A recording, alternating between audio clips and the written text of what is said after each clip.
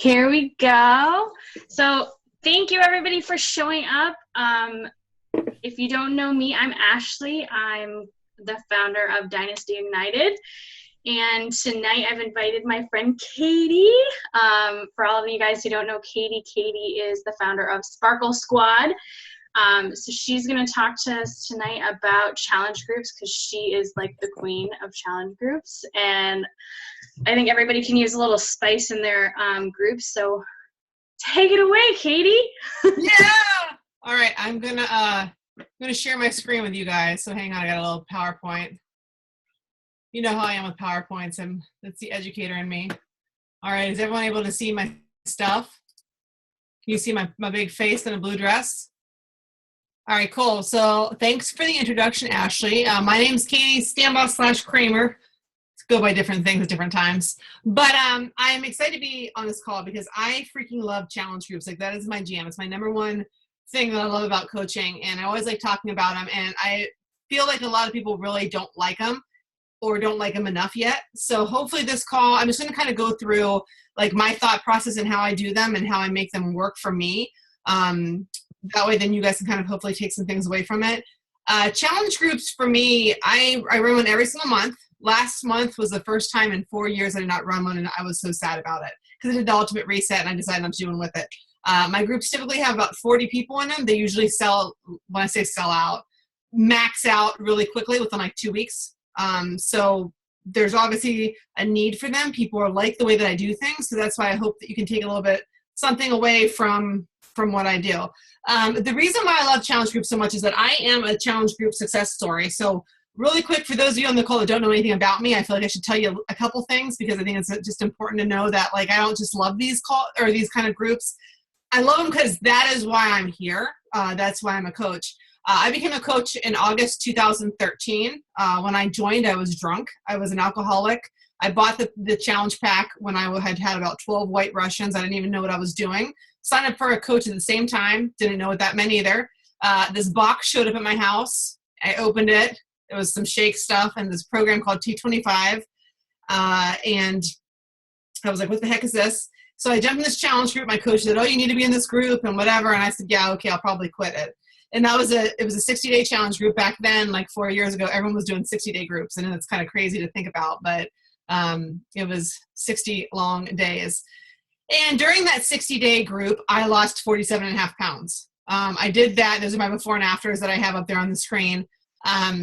I did that using a modifier for 30 days. I completely cut out alcohol. I've been sober ever since. So I've not drank at all since then. And just kind of modified my nutrition a little bit. I wasn't really following a full meal plan. I just kind of got rid of all of my fast food crap that I was eating. That led me to be in the infomercial for T25, which was pretty cool. And then at the end of that challenge group, I said, hey, I got a coach, like for real coach, not just for a discount. I want to run these groups myself. And I started running groups since then, and I've been doing it ever since. So when you look at challenge groups, you need to look at them as a tool for yourself first and foremost. I still look at challenge groups now as my number one accountability source before I think of it as my challenger's accountability. I need it from me. I need to stay on track. And I think most coaches on this call will agree that you still have goals or you still want to work out and you need those. And that's what you have to know about challenge groups. They have to start with your love for them first. And you have to understand that need for them. So like this is just like some pictures before and after ones. But if you're still very new to the process with coaching and you don't know yet what these groups can do for you, if you haven't led a group yet, if you haven't done anything, like this is really like your first call ever, I have to encourage you to start somewhere. Like even if it's a 5-day group, just something, because these groups completely change lives. These groups are what's going to get you to be a diamond coach or a star diamond coach or to be in an infomercial or to win a challenge prize or anything. You've got to believe in these groups first and foremost, or else nothing's going to come of your coaching business. I'm not trying to be like, oh, is somebody trying to chat? I don't know if you got a question. Oh, hey, Raven. Apparently Ashley's saying hi to Raven. Hi, Raven. But you got to believe in them for that reason, that this is the number one way to build your business. Income-wise, rank-wise, anything, it all starts with the challenge group. So as I cruise on through here, hold on, where am I thinking? All right, so reasons why you need to love these. Whoops. These are literally the backbone of your business. It's everything. And if you are trying, like I said this just a second ago, if you're trying to build your business and you're not running challenge groups, you are not going to make the money. You're not going to move forward. So you have to be doing these in some aspect, and not even just a free group, a group that's requiring some kind of program, Shakeology or something. They are helping you be proof of the product. And if you know about the vital behaviors, which hopefully you do, if not, we can talk later. You've got to be proof of the product, because if you are not doing a program, if you are not talking about what these groups are doing for you, there is no reason for anyone else to want to be a part of them. You've got to be sharing that with people. I think anytime somebody joins one of my groups, they see right from the beginning that I am enthusiastic as all heck about these groups and I love them so much. And that I'm showing up every day and I'm participating and getting stuff done just like they are. I'm not just scheduling the posts. I'm showing up. I'm doing something. I'm going live in the group. I'm just showing up what they're doing for me. And you've got to be doing that too. You've got to be proof of the product. And above all, they're going to help you gain confidence to talk to people about health and fitness. So if you're a newer coach and you're thinking, I hate talking about inviting, I don't know how to invite people yet, I don't know the products very well, I just don't know what I'm doing, this is going to be step one for you, because it's going to help you get more comfortable talking to people, because you're going to have that firsthand perspective, whether it be the meal plans that are shared in your group, whether it be the program you're slowly going to gain a little bit more confidence with it. So you've got to start somewhere, and it's got to start with the challenge group. Reasons why people don't like challenge groups, and think about the groups that you've been in. And some of you have been in my groups. Hopefully those of you that have been in my groups like them. But if you haven't, if you've been in a different coach's group, I want you to think about why you didn't like the group. I am very vocal about the fact that the first group I was ever in, that 60-day group, was terrible. My coach ran it. It was all a template that Lindsay Matway had created. It was all Pinterest quotes. There was not one personal thing in there. I never saw her face. I never saw anything at all that made me feel like it was personalized to me. And that's when a lot of people lose interest. And for me, I almost did. I just started to see some results and I was feeling kind of good. And I'm like, okay, I'm going to keep going with this. But I know that when I first did my first group ever, I tried to use one of Matway's templates thinking, oh, she knows what she's doing. She was at the time top coach. And I realized I was just going through the motions. So if you're using other people's templates, like for my team, I have all my templates in a Google Drive, and I share them with them to use if they want, or spice them up. But you've got to put your own flavor on it, or else people are going to get bored, because they're going to tell it's not you talking. So make sure that if you are using templates, you're just kind of changing it up to work with what you're doing. The group content theme is dull and boring. I mean, if you are in a challenge group now, or you're leading a group, and if you feel bored with the content, chances are your people are too, everyone in there. Going back to what I said, the very first thing, this is for you first. You have to be emotionally invested in your challenge group. You have to love it. You have to be wanting to check in every single day. And if you aren't, then that means other people are feeling that too. You need to be the super challenger in your group. You need to love it every single day and look forward to checking in with your people. And if you don't, you got to change it. Another reason why people don't like challenge groups, you don't know what your target audience is. And I'm going to talk about that in a few minutes here. But you need to know who you want in those groups. And don't say everybody, because we don't want everyone in our challenge group. You want to have a specific target audience. And then last but not least, you don't see the value in it. You don't see the credibility, which means you haven't been a challenger yourself in a group to really appreciate what they are. If you haven't seen some form of improvement in a challenge group, ask to be in a group if you're not in one right now. Reach out to Ashley. I'm sure Ashley can get you plugged in with one of Laura's groups or whoever to see some kind of transformation or belief in the product. Because if you don't believe in these groups, again, I can't say it enough, you're not going to succeed in the business. So make sure that you're finding a way to find value in it. So the one thing I get questions about all the time is how I come up with my concepts and themes, because I run some crazy groups, and I'm going to give you some examples of it. But it's kind of a process. So when I think about creating a challenge group, it's kind of a 5-step process for me. The very first step we just talked about, getting on board with challenge groups and the need to have them. But the second is going to be brainstorming and coming up with concepts and themes that are going to work for what you want to do. So these are kind of some questions that I always ask myself when I'm going to plan a challenge group. I typically plan my challenge groups out for the whole year. So the whole rest of this year, I already know what they're going to be. I'm going to probably change July because of the release of the new program, but not by much. So I already have a concept in mind. It helps to plan like that. And when I'm in the beginning of the year, what I do is I sit down and I look at these kind of questions. Here are just a few questions to see what I want to do a challenge group on. So it's important to know, what do you have going on with your life? And I'm going to give you an example of an event and how I created a challenge group out of that. Who are you trying to target? Who are the people that you want to get into your group? It's really important to figure out who those people are very early on. Mine change all the time. Every single group I do has a different target. What shows you, like movies, music, you know, like I was talking before, some of you jumped on the call, New Kids on the Block. I did a New Kids on the Block group once, and guess what? It was a big hit. Had a waiting list of about 20 people to get into it, because people like that kind of stuff. I like that kind of stuff. What are things you can't live without? For me, like things like makeup and coffee and things like that I do with groups, because those are things I love. What are hobbies that you have? What motivates you? And what are your 5 core posting areas? This is something I talked to my team about. It's really important to have 5 solid areas that you're posting about all the time on Facebook. And when I say 5 core areas, I'm not just saying, okay, healthy recipes is 1, Shakeology is 2, workouts are 3, public invites are 4. I'm talking 5 areas. So like for me, health and fitness is 1. Makeup's a whole nother one. My dogs, everyone knows my dogs because they're everywhere on my Facebook. Family, friends, and then just ridiculous humor and cussing. That fits in a category too. But those are things that people will come to my page and someone wants, and they say, tell me 5 things about Katie. Those are 5 things you'll be able to find something about right away. And you want to make sure you're having some of those areas too that you're posting about. And those then can go and become a challenge group topic. So the third step then is to try to start marketing. Once you start getting an idea going, you want to start being able to market it and putting everything together. So there's some questions that you want to ask when you're planning out a challenge group. And these are questions that I ask myself every single time. First of all, are there any requirements to be in this group? I'm one person that I think I kind of step outside the box because I don't require Shakeology in my groups. Once in a while I will. If I have a big prize, like I'm giving away a program or something, I require it. I'm currently running a group called Operation Finish.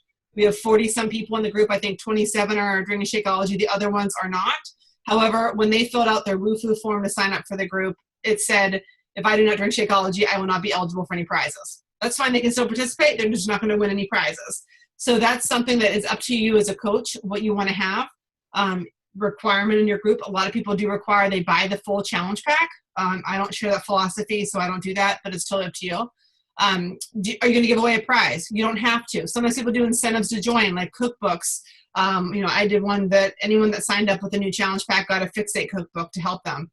I don't always do that. It just depends. You might want to kind of plan that around where you're at with Success Club and what you need to hit and what you want, you know, what can help get you there. You want to determine how long you want your challenge to be. Typically 21 days is a really great amount. Some people do a little bit less, a little bit more. Honestly, past 30 days, you're probably going to lose some people's interest because it's hard. And you might not be as interested either. And then finally, you want to ask yourself what your personal goals are for the challenge, because you want to have goals too.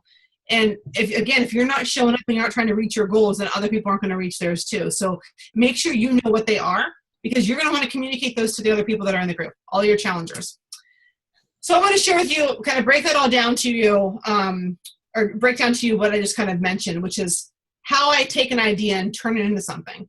So I got married a while back, about a year and a half ago. So I was starting to notice when I was getting ready to get married, like I was like 6-7 months away from my wedding, everybody and their mother was getting married or going to a wedding. And it was constantly what I was seeing in my news feed. And I'm like, you know what? I need to have a group for these people, because people are like, oh, I got to wear this dress and I feel so uncomfortable and oh my gosh, whatever. And I'm thinking, well, I'm getting married. And even if I wasn't getting married, I still had weddings to go to, or I was in a bunch of weddings too. This is a great way to throw in a group. So I did a bridal boot camp. So right there, that's when I identified my target audience. And it says right there, if you're getting married, you're in a wedding, going to a wedding, or just love weddings. And that is who I went after. So when I decided to start doing this group, it was like, okay, there's going to be no guys in this group. I know I'm cutting them out. I'm cutting out people that don't have any kind of wedding to go to, but that's okay. One thing that I've learned from a lot of social media training is that you do not want to speak to everybody with a post. Every post you put up should be to a very, very small amount of people. One person in mind. And if a couple other people come to mind, that's cool too. But you want to do it that way, so that way people that are looking at your posts, they don't feel that they're being generalized. They feel that you're writing it to them. Like, oh my gosh, Katie knows that I'm going to this wedding and I'm struggling. I got to be in this group with her. So you want to make sure that you narrow it down. So my planning process was, okay, I'm getting married and I want to get healthier. And so are a lot of other people. So and I actually did this as a free group, which was something that I rarely do, a 2-week free group, but I did it as a free group and it worked great. Everything was themed around weddings. I had 4 posts a day, which is how I typically do things, 3 or 4 posts in my challenge group. So I could help keep them on track. And then I had a themed prize at the end of participation. So it's kind of how my thought process was going for the bridal boot camp. You want to organize your challenges. And I'm going to show you how I did it with this one here in a second. I have a master's degree in education. I was in higher education for 15 years before I retired and became a full-time coach. So for me, having an actual lesson plan works for me. I actually keep track of my challengers' attendance in a grade book, an old school grade book. But that works for me. It might not for you. I have to sit down and actually plan this out, and then I put it into a Google document, and that's how I visually see things and make things come alive in my brain. It really helps to have some kind of organization system though. So you don't want to fly by your seat of your pants and like say, oh, I'm going to have a challenge group that starts tomorrow. And then tomorrow you decide what the post is going to be. You want to have some kind of planning that goes along with it. And that really does help. There's topics that I cover in every single challenge group. It doesn't matter what the theme is. It doesn't matter if the group is a bridal boot camp or if it's a coffee themed group, or if I'm talking about Ghostbusters, which I just did that group a couple months ago.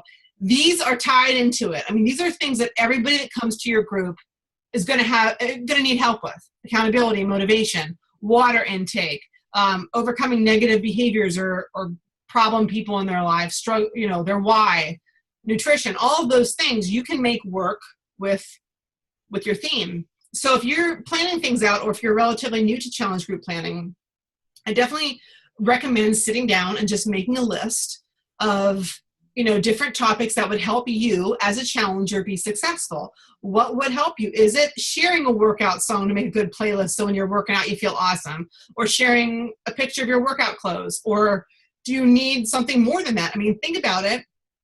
Again, then you write a template based on that, what you need. But these are just some ideas that I use.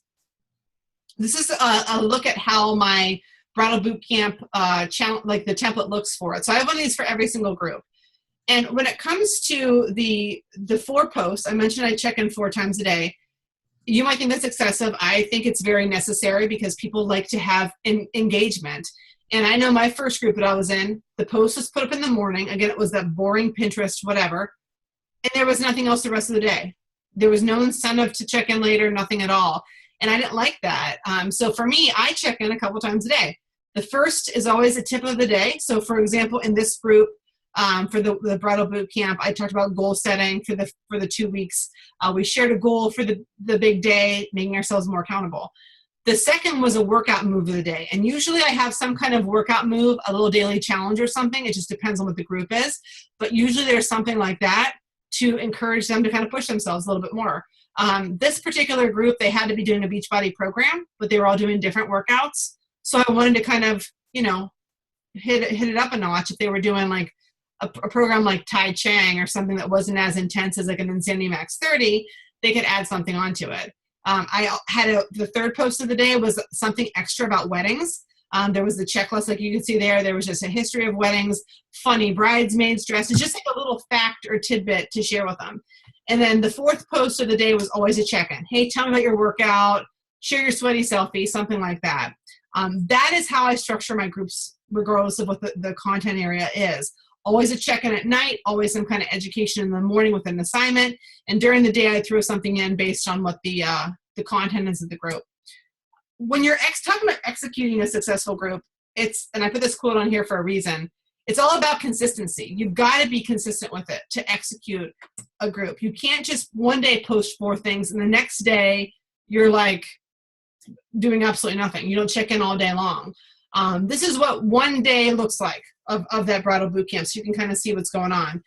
I'm really big on doing videos for my groups because I'm much better when I'm speaking live than typing things out. I prefer it because I like to share my passion and my excitement for things. Sorry, my dog is very excited too about this, I guess. But so that's like a still of the first post of the day. I number all my posts. So when you're looking at them, 1.1, that was the first post on day 1. Over to the left of that, you see my check-in post for the day that said, check in, what workout did you do? That was the 4th post, 1.4. Of course, they had to hold a plank. I shared that wedding checklist. Those are just some of the content areas for the group. So you can kind of see everything comes back to that theme of what I was doing, which had people engaged, had them interested. They learned some things, and then they were still getting a sweat at the same time. I had prizes that were cool for the group. These are a couple of them. I gave away some cool tank tops that were, depending on who, obviously, what their role was, it was catered to them. I gave away these really cute little things for their workout shoes and a workout water bottle. Those were big hits. Everybody had something going on for the wedding. They liked those. So when you think about prizes, if you want to do them, you don't have to get crazy with it. You can do very inexpensive things, but make sure that it's kind of themed to the event. And then it's going to tie it all together. I did Challenger Spotlights. My mom happened to win one, which was pretty cool. And those are great to put on your page too, to be showing the enthusiasm of your group with your people that are still in your pipeline, that are maybe thinking, maybe I want to do this, I don't know. And they see these Challenger Spotlights, and these people, like, for example, my mom, after I posted this on my Facebook page, some of her friends were like, oh, if she can do it, I can. And then I got this whole new audience trying to reach out to me about doing things. So you never know who's watching. It's good to do Challenger Spotlights regardless of what kind of group that you're doing. This, I can't say this enough. I wish I could just scream it to everybody. But your challenge groups are a complete reflection of you as a person. So what you want to do, if you're running one right now and you think it kind of is stale, what would it say about you, when you're looking into it? I know that my challenge groups are fun as heck. I know people leave there feeling good about themselves, feeling they're in a positive space, and looking forward to doing the next one. And that's what I want people to do. I want them to leave and talk about them and want to be in my next group and tell their friends, and then want to lead their own groups that share the same passion and excitement with them. So you want to kind of check in with yourself, and it's hard sometimes to say, hey, Katie, that group is terrible, because we're all going to have terrible groups. We're going to have groups that bomb with people not completely participating. But if you put your heart and soul into it, people are going to be in it, hardcore. The groups that I would label as kind of being in it, they were groups that I wasn't completely invested in. One time I tried to do a fall into fitness group because that's what everyone was doing. And I was like, oh, I can do this. It's just like a very common theme. I was so bored with myself in that group, and I know it did not reflect what I had to offer to my challengers. So do not be afraid to do something different. When I started doing these groups, and these are some examples of some of the challenge groups that I've run, so you can see. There's my new kids one, Ashley. I knew it was up on one of these things. But when I first ran, my first challenge group ever was my Goonies Never Say Die challenge group.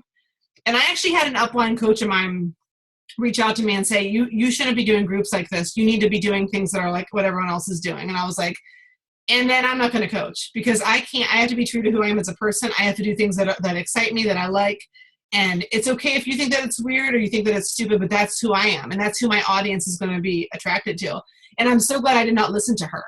So if you are someone that's sitting there and you're thinking that you need to be doing what everyone else is doing, I hope that if nothing else from this call, you think, no, I have to be doing things that I like and that my people will like, because that's what your audience is going to appreciate more about you.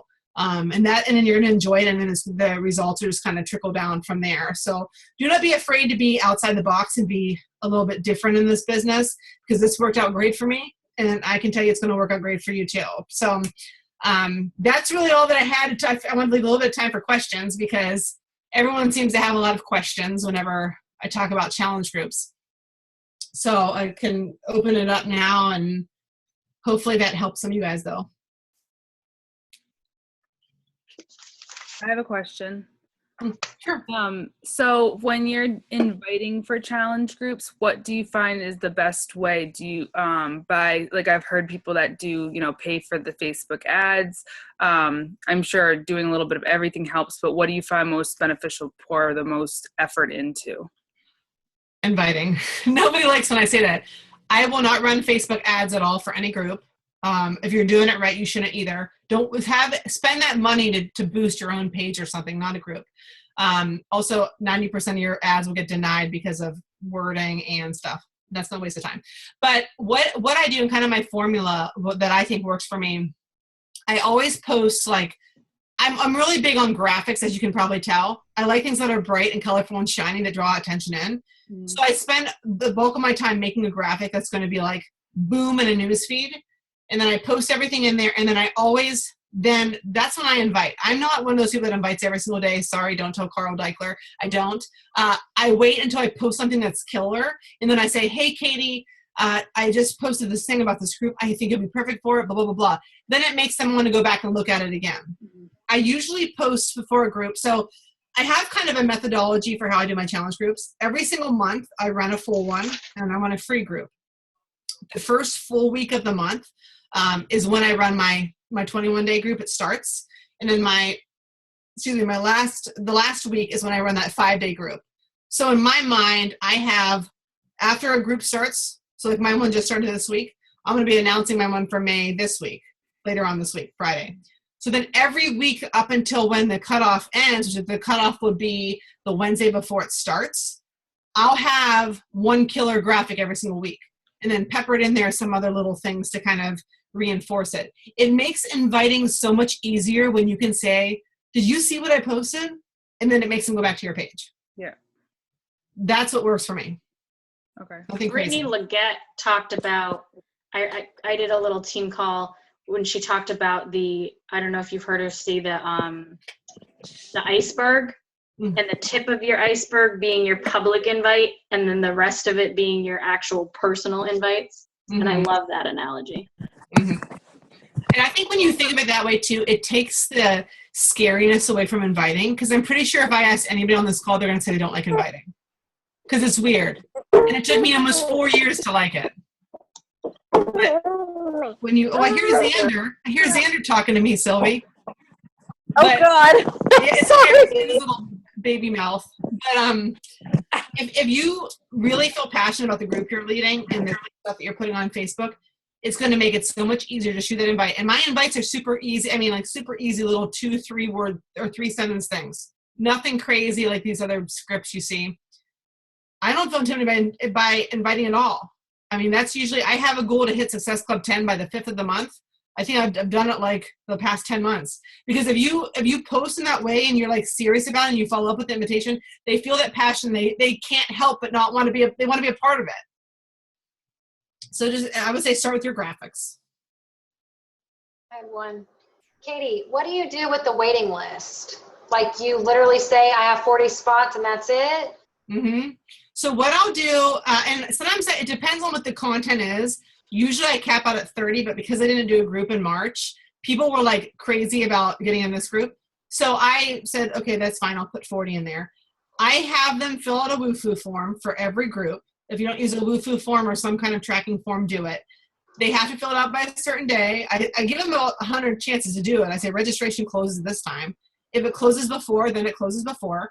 And then if somebody falls through the cracks, I let them get in. So the first week, for example, last week I had open, my group officially started on Monday.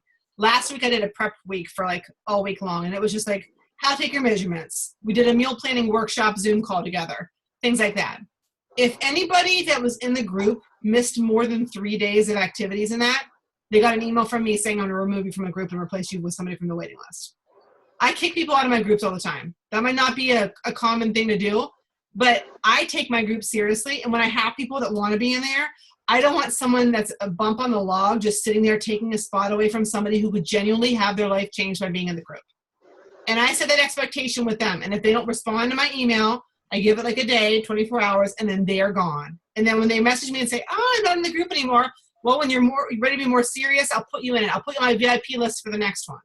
And that's how I treat the wait list people too. I say, okay, you'll be on my VIP list for the next one. So I'll tell you firsthand when it's happening. You can jump in there. That gives them some exclusivity for it too, where they think, oh, cool, I'm going to be first on the list, because they are.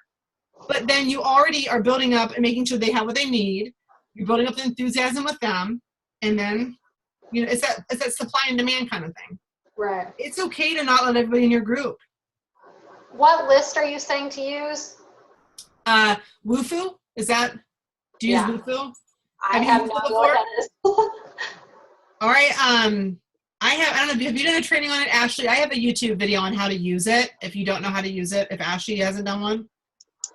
I've used WooFoo. I don't know if I think Laura uses WooFoo too, Kim. You could ask her. Laura might have a video too as well. Some people use Google Forms. I think WooFoo is easier. I keep all of my Wufoo stuff in a folder, and this is why I require it. Number one, it gives you their email address and their phone number. Right now, I'm doing a lot of work on Instagram, so people are trying to get in my group that I have no clue who they are, and I'm like, oh, hey, fit runner for you. Okay. You want to be able to reach out to them and connect. If you're using the tracker app, you want to be able to email them. But then I always ask them, like, what flavor Shakeology are you drinking? And then one of the things is always, I need to order more. What program are you doing? I don't have one. Okay, cool. Are you using BOD? No? Okay, that means I know I'm going to target them for that too. You want to have things in your form that you're going to build off of. Would you be interested in saving money on the products you like? Okay, then you start getting people that you might want to be a discount coach. You got to think of it that way. But then I always keep that, so 3-4 months down the road, if I am on the struggle bus with Success Club, I can go back to my old people, and that's where I get my follow-ups from. The people that were in the group before, that I can say, oh, you love Shakeology. What's going on? You want to get some more, whatever. Now, Katie, do you require, I know you said you don't require them all to do Shakeology. Do you ever open it up to, like, anybody who like, I know it was interesting at one point I saw that Melanie Mitro never even bought a challenge pack or never even bought a program. She borrowed it from a friend. Mm-hmm. Like, do you allow those people that have a program that they borrowed to get in there? Okay. And I'll tell you why. There's probably 4 coaches on my team that kill it, that came to me not being able to buy a challenge pack, not even be able to buy a program, that borrowed it. And my philosophy is, as a coach, we're there to help people get them to one place.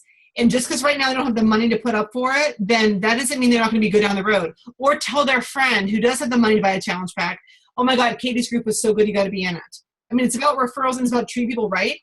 The coaches that do poorly in this business are the ones that look at people like dollar signs. And that's what I didn't want to do. And that's why I don't require it. Does it suck? Yeah.